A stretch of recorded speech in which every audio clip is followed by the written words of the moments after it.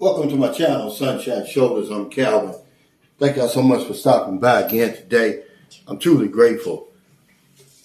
I didn't come to the Philippines to die, among other things. This is what I want to talk about today. Just some things that came across my mind. You know, I'm getting ready for this big challenge in the morning. 4:30 a.m. I start my walk, San Carlos City to Dumaguete.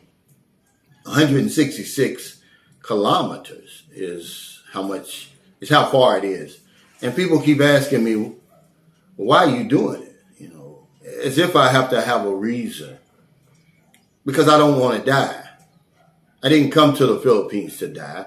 I came here to live. I came here to recreate my life, to try to live the best life that I possibly can.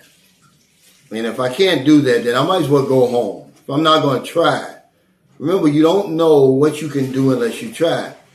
So that's why I'm over here working out. I'm not trying to outdo anybody. I'm not trying to be Arnold Schwarzenegger. I'm just trying to live a better quality of life in this fourth quarter.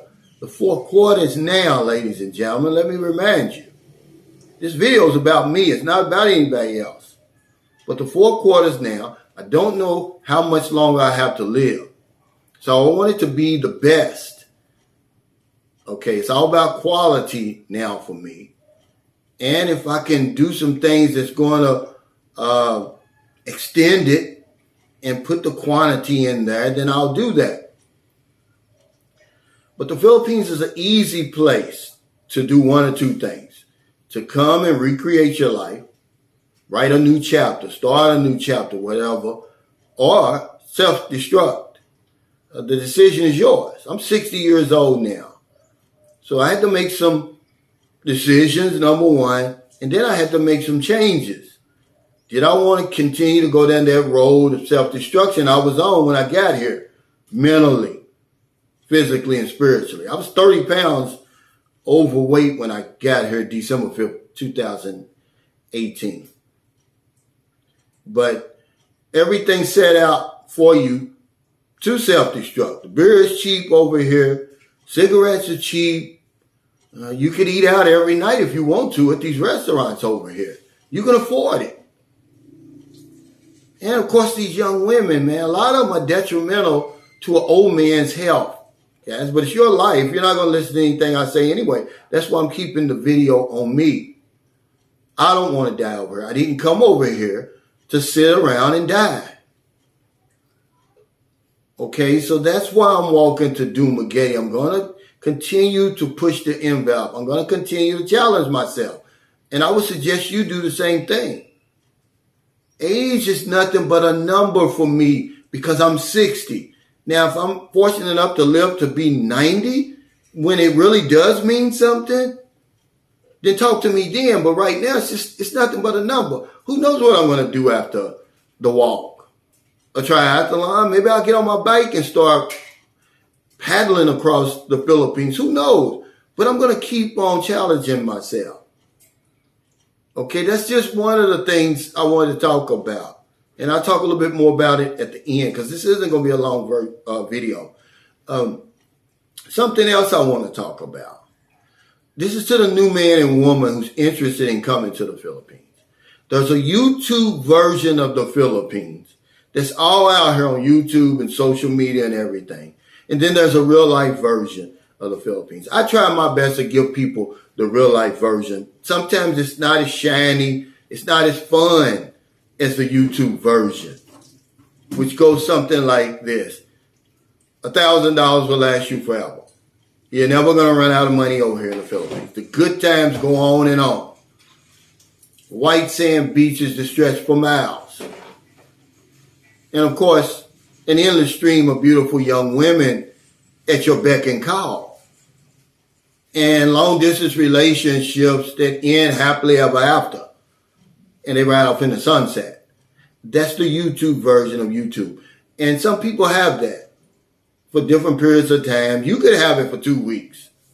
But that's the YouTube version. I've been over here on and off for 14 years. I'm living the real life version, which in my opinion is a whole lot better to me. I like it a lot better. because once the dust settles, it gets really, really quiet over here, y'all. And this is the reason why people can't take it over here. It coincides with that other version.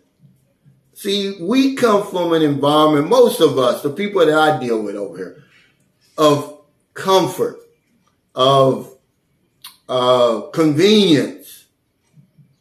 And sometimes it's not that over here. And we can't deal with it. We're really too soft. And that's not a bad word. You know, here's how I'll let you know. Here's how you can tell when you've left that YouTube version and you're in the real life version. You're going to start complaining. You're going to start complaining.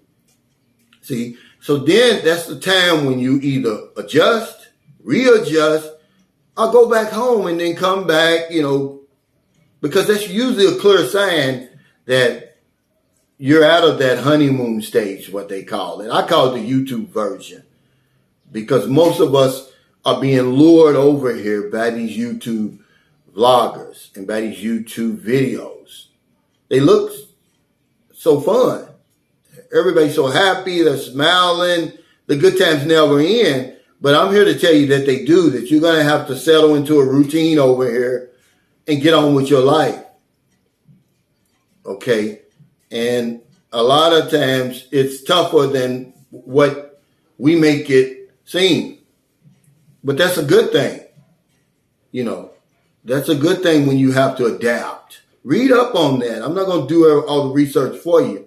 But adapting is good for us. But something else I want to talk about. A lot of videos out there now about these relationships, right? These are abnormal relationships, ladies and gentlemen, that we enter into over here. Whether you're a Filipino dealing with a foreigner dealing with Filipino. But I'm going to speak from the foreigner side because I'm a foreigner. There's nothing normal about flying 20 hours on a plane to meet somebody or to marry somebody who is 20, 30, 40, 50 years younger than you, and who, by the way, the minute you meet them, start pretending as if they're your wife. There's nothing normal about that. Okay?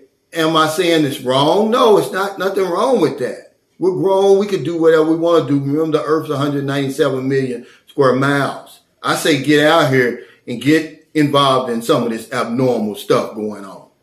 You know, change is good. But I just want to remind you that it's abnormal. It's not normal. So stop trying to pretend it's normal. Stop putting on that front like it's normal. It's not. As long as you got that in your head, you're going to be fine.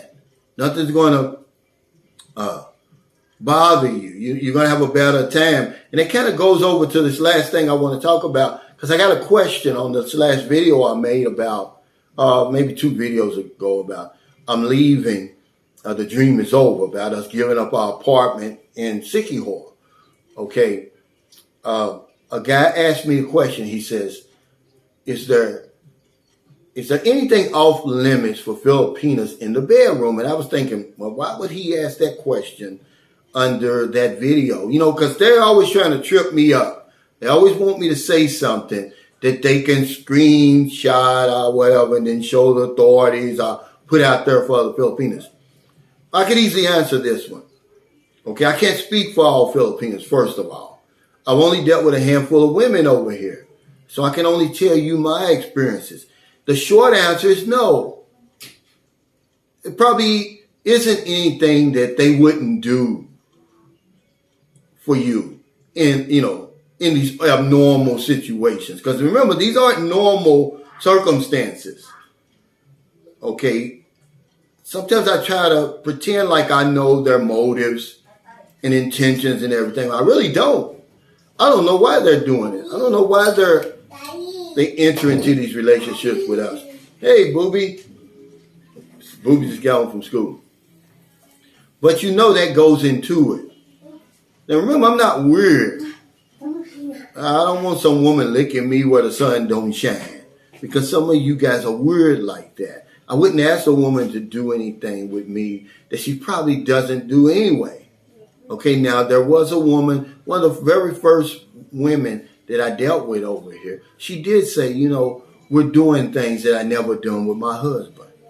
And that's the reason why me and my husband, when I split up, she said that, hey, bub, got the cheese bread. Thank you, Bobby. But yeah, to answer his question, in the short run, I would say no, probably nothing off limits. But remember, a lot goes into that. These aren't normal circumstances. You're not in a normal relationship. Okay? So, we'll leave it at that.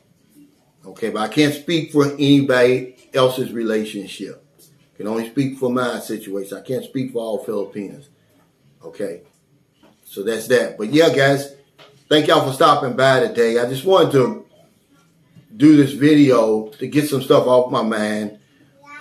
I didn't come over here to sit around and die. I came here to live. Came here to recreate my life, and I think I'm doing that. To be an example for other guys. Remember, 60 is not old. It's just a number. Now, when I get 90, maybe, hey, age will be a number, but I'm not going to stop doing the things I'm used to doing when I was younger. I'm not going to give up, but I'm certainly not going to come over here and be irresponsible either. So if you're in America, it's getting late. Before you let your head hit the pillow, I hope you help somebody. If it doesn't put your life in jeopardy. I'm always got to say that because of the horrendous act of violence that happened to the young lady over here. She was trying to help the man. He stabbed her in the back and killed her. But if you're on one of them late grocery runs, beer runs, weed runs, you're just getting off second shift, or you're on your lunch break, you see somebody out in the street, or wherever you see them, buy them something to eat, buy them something to drink, give them a few dollars. If you're in the Philippines, it's on a beautiful Friday morning. I'm going on my walk tomorrow, 4:30 a.m. I'm going to have a live stream. Follow me, guys. Thank y'all so much. All your help, all your support, all your encouragement. I'm going to make a ton of videos out of this walk, but the very first one will be what walking 10 hours a day does to your body. Okay? Because it's not easy. If you think it's easy, then take off walking right now. See how far you get. 10 hours a day for 3.5 days, maybe 4. And I'll be in Dumaguete. I hope I've got some people there waiting. I know one friend said he's going to walk with me on the last day to give me that extra push. But there's not a day goes by that I don't help people over here. I'm not going to sit around and live my best life when people close by are struggling. It's just how I am. It's how I was raised. Because if I don't know anything else, I know this one thing for sure. When we help other people, we help ourselves. Take care. Stay safe. Stay out of trouble. I'll see you next time. Hey, thank you, Jeffrey Tatter, man. I still haven't received that package, but we got one more day. I got my fingers crossed, my toes crossed. If not, we're rolling with the punches, brother. Take care.